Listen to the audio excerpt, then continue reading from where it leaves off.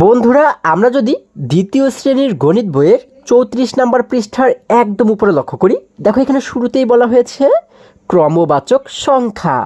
অর্থাৎ আজকে আমরা যে বিষয়টি শিখব সেটি হচ্ছে ক্রমবাচক সংখ্যা। তাহলে চলো শুরুতে আমরা একটু বোঝার চেষ্টা করি যে ক্রমবাচক সংখ্যা কি। দেখো এখানে কিন্তু আমি কিছু সংখ্যা লিখেছি, তাই না? এগুলো হচ্ছে কি ১, ২, ৩। তাহলে এইগুলোকে আমরা কি সংখ্যা বলি? এগুলো কিন্তু সাধারণ সংখ্যা, তাই না? ১, ২, ৩, ৪, ৫, ৬ এইগুলো হচ্ছে কি সাধারণ সংখ্যা। এবার আমি যদি তোমাদেরকে বলি যে তোমাদের ক্লাসে যার রোল ১, তোমরা তাকে কি বলো? তাকে তো তোমরা নিশ্চয়ই বলো প্রথম, তাই না? তারপরে প্রথমের পরে যে রয়েছে তাকে কি বলো? তাকে তো নিশ্চয়ই বলো দ্বিতীয়, তারপরে তৃতীয়, তারপরে চতুর্থ এবং তারপরে পঞ্চম, এইভাবে করে বলো, তাই না? তাহলে এই যে আমরা প্রথম, দ্বিতীয়, তৃতীয়, চতুর্থ বললাম, এই যে সংখ্যাগুলো, এগুলোকেই কিন্তু বলা হয় ক্রমবাচক সংখ্যা। খুবই সহজ, তাই না? আচ্ছা দেখো, এবার এই পাশে লক্ষ্য করলে আমরা দেখতে পাচ্ছি এখানে বলা হয়েছে ক্রমবাচক সংখ্যা প্রথম থেকে পঞ্চম। আচ্ছা তাহলে কি বলা হয়েছে? ক্রমবাচক সংখ্যা প্রথম থেকে পঞ্চম, অর্থাৎ আজকে আমরা ক্রমবাচক সংখ্যার প্রথম থেকে পঞ্চম পর্যন্ত শিখব, ঠিক আছে?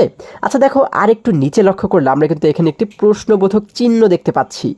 এখানে বলা হয়েছে নিচের প্রাণীগুলোর অবস্থান কিভাবে প্রকাশ করা যায়। আচ্ছা তাহলে আমরা নিচে কিন্তু অনেকগুলো প্রাণীর ছবি দেখতে পাচ্ছি। এই যে দেখো, আমরা কিন্তু অনেকগুলো প্রাণীর ছবি দেখতে পাচ্ছি, তাই না? বলা হয়েছে যে এই নিচের প্রাণীগুলোর অবস্থান, মানে কে কোন অবস্থানে রয়েছে, সেটিকে কিভাবে করে প্রকাশ করা যায়। আচ্ছা এখানে বলা হয়েছে কি বস্তুর দলগত ধারণা বোঝাতে ১, ২, ৩ ইত্যাদি সংখ্যা ব্যবহার করা হয়, কিন্তু কোনো বস্তুর অবস্থান বোঝাতে ক্রমবাচক সংখ্যা ব্যবহার করা হয়।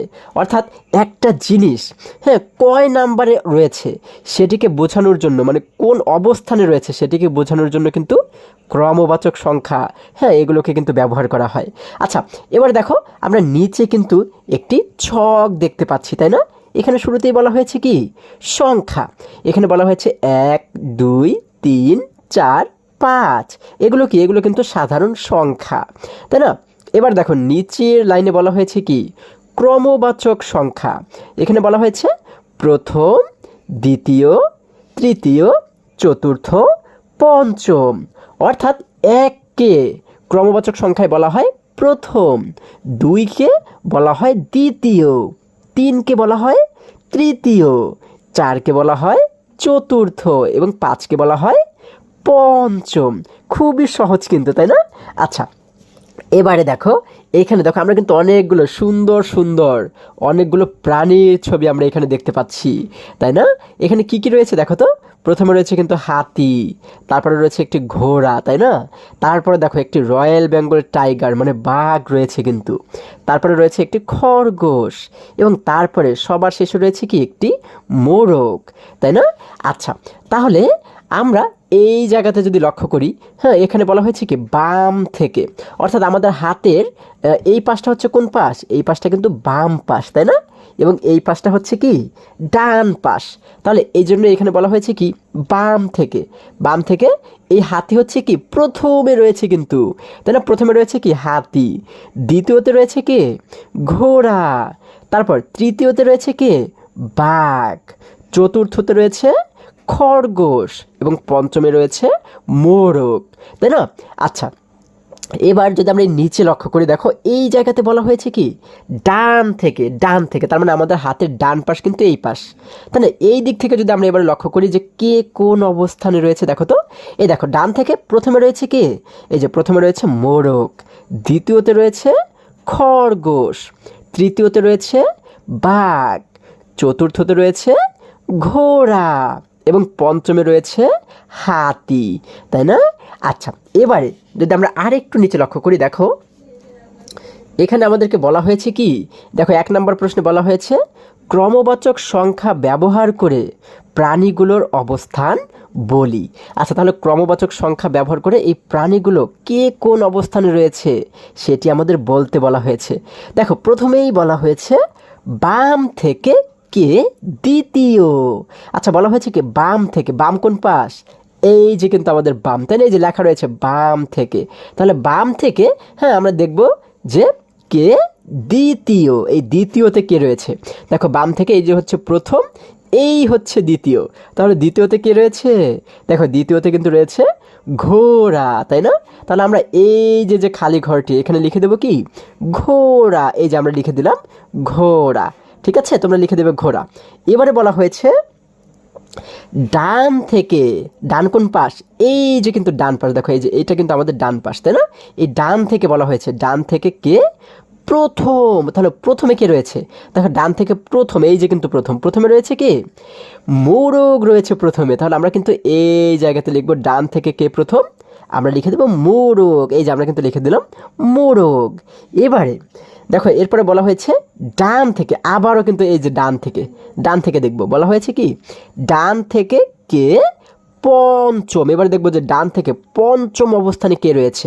দেখো ডান থেকে এ হচ্ছে প্রথম, দ্বিতীয়, তৃতীয়, চতুর্থ, পঞ্চম, তাহলে পঞ্চমে কে রয়েছে হাতি, তাহলে আমরা কি লিখে দেবো এই যে জায়গাতে লিখে দিলাম হাতি, হয়াকার তয়রস্যি হাতি, তাই না? তোমরা লিখে দেবে কিন্তু হাতি।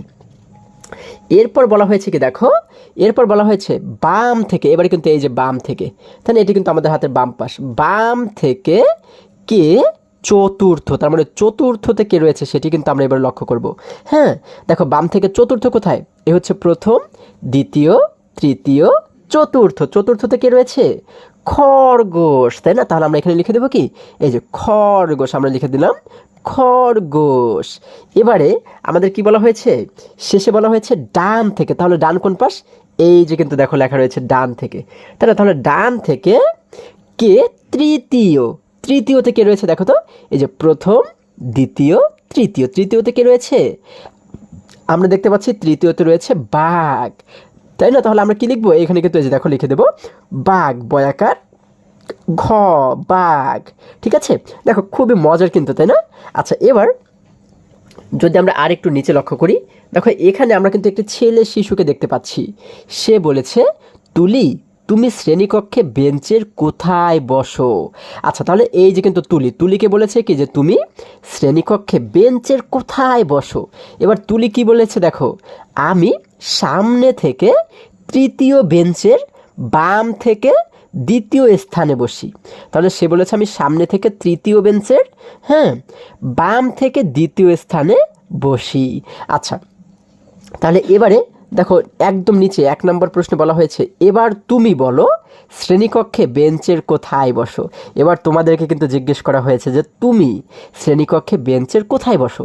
তাহলে দেখো এই যে আমরা কিন্তু এই যে এখানে কিন্তু কিছু বেঞ্চ হ্যাঁ আমরা অঙ্কন করেছি, তাই না? ধরো এই একটি দাগ হচ্ছে কি একটি বেঞ্চ, হ্যাঁ এটা হচ্ছে ধরো সামনে, সামনে থেকে একটি বেঞ্চ, দুইটি বেঞ্চ, তিনটি বেঞ্চ। এখন ধরো এই তিনটি বেঞ্চের তুমি এই যে এই 3 নম্বর বেঞ্চের মাঝখানে বসো।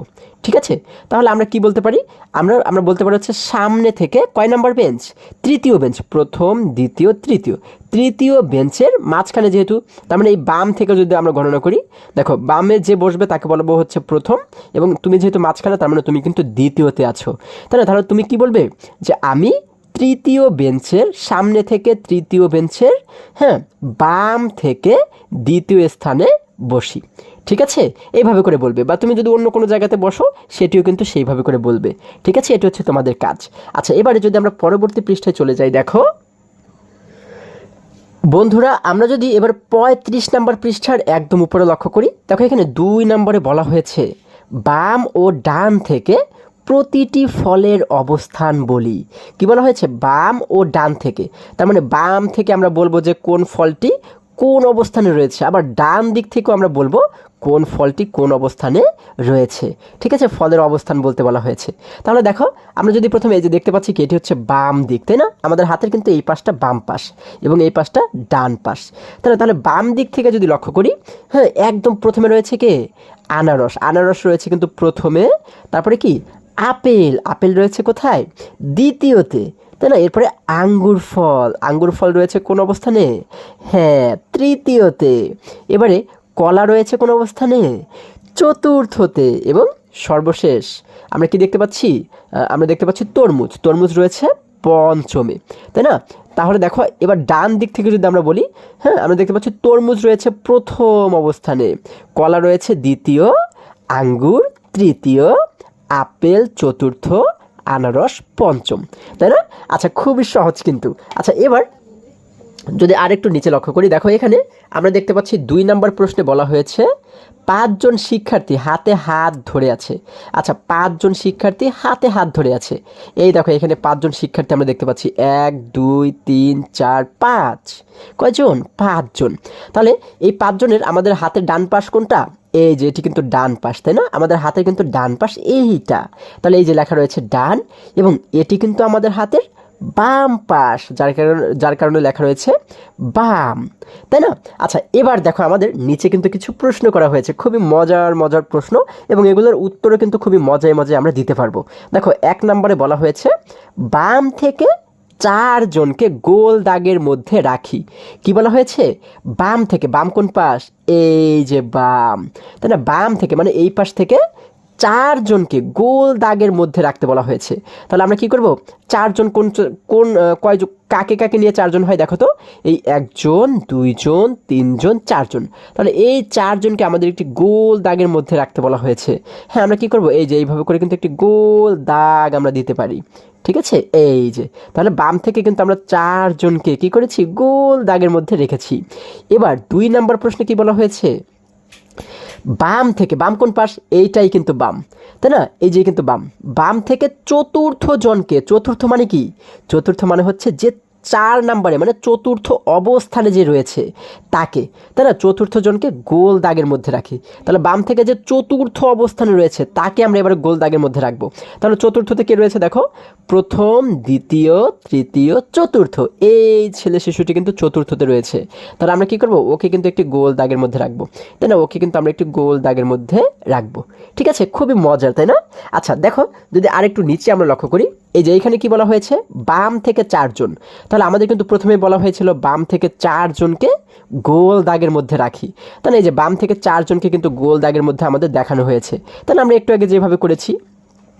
এরপরে বলা হয়েছে কি বাম থেকে চতুর্থ জন, তাহলে বাম থেকে চতুর্থ জনকে, এই যে বাম সাইড আমাদের বাম পাশ, তাই না? দেখো প্রথম দ্বিতীয় তৃতীয় চতুর্থ, তাহলে চতুর্থ জন, তাই না? চতুর্থ অবস্থানে যে রয়েছে তাকেই বলা হয় চতুর্থ জন, তাহলে তাকে কিন্তু আমরা একটি গোল দাগ দিয়েছি, তাই না? এই যে, ঠিক আছে? তারপরে দেখো যদি নিচে আমরা লক্ষ্য করি, এখানে 3 নম্বর প্রশ্নে আমাদেরকে বলা হয়েছে, দেখো 3 নম্বর প্রশ্নে বলা হয়েছে নিচের 5 জন শিশুর মধ্যে, আচ্ছা এই দেখো নিচে কিন্তু আমরা 5 জন শিশুকে দেখতে পাচ্ছি, 5 জন কি রয়েছে? চলো একটু গণনা করে দেখি তো, 1 জন 2 জন 3 জন 4 জন 5 জন, তাহলে এই 5 জন শিশুর মধ্যে আলীকে খুঁজে বের করতে হবে। তাহলে এইখানে কিন্তু আলী আছে, হ্যাঁ এই 5 জনের মধ্যে একজনের নাম হচ্ছে কি আলী, তাহলে আলীকে আমাদের খুঁজে বের করতে হবে। এখন কিভাবে করে খুঁজে বের করব দেখো, তার বন্ধু বলল আলী দ্বিতীয় আসনে বসেছে, তার বন্ধু কি বলল? আলী দ্বিতীয় আসনে বসেছে, তাহলে দ্বিতীয় অবস্থানে কিন্তু আলী রয়েছে, তাই না? প্রথম দ্বিতীয়, দ্বিতীয় আসনে বসেছে। এখন এইখান থেকে এই বাম পাশ থেকে যদি আমরা লক্ষ্য করি প্রথম দ্বিতীয়, তাহলে তো এই যে যে ছেলে শিশুটি সে হয় আলী।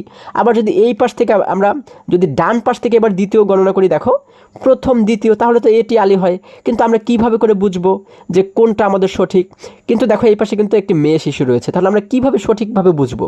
দেখো অপর বন্ধু বলল, আরেকজন বন্ধু কি বলল? আলীর ডান দিকে 3 জন শিশু আছে। আচ্ছা এবারে আরেকজন বন্ধু কি বলল? আলীর ডান দিকে 3 জন শিশু আছে।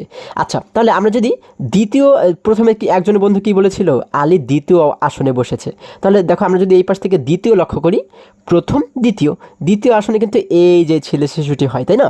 তাহলে ওকে যদি আমরা আলী ধরি, হ্যাঁ তাহলে দেখো তো আরেকজন বন্ধু কি বলেছিল? সে বলেছিল আলীর ডান দিকে 3 জন শিশু আছে। তাহলে আলীর ডান দিক কোন পাশ? এই যে এই দিকে কিন্তু ডান পাশ, তাই না? তাহলে এই দিকে কি আরও 3 জন শিশু রয়েছে? আমরা দেখতে পাচ্ছি আমাদের ডান পাশ কিন্তু এই দিক, তাই না? দেখো তো এই ওর ডান পাশে 3জন শিশু রয়েছে কিনা, 1 জন 2 জন 3 জন, হ্যাঁ 3 জন শিশু কিন্তু ডান পাশে রয়েছে, তাই না? তার মানে কিন্তু আমরা বুঝতে পারি কি এই শিশুটি হচ্ছে কি আলী, তাই না? তাহলে আশা করি আজকের সমস্ত অঙ্কগুলো তোমরা খুবই সহজে এবং খুবই মজায় মজায় শিখতে পেরেছো। বন্ধুরা আজকে আমাদের এই পর্যন্তই, আবারও দেখা হবে পরবর্তী ভিডিওতে। আর হ্যাঁ, তোমরা যদি আমার চ্যানেলে নতুন হয়ে থাকো তাহলে এখনই চ্যানেলটি সাবস্ক্রাইব করে পাশে থাকো, যেন আমার যে কোনো ভিডিও আপলোড করার সাথে সাথে খুব সহজেই তোমরা সেটি পেতে পারো। সকলে ভালো থাকো, সুস্থ সবল থাকো, এই কামনা করে শেষ করছি। ধন্যবাদ সকলকে।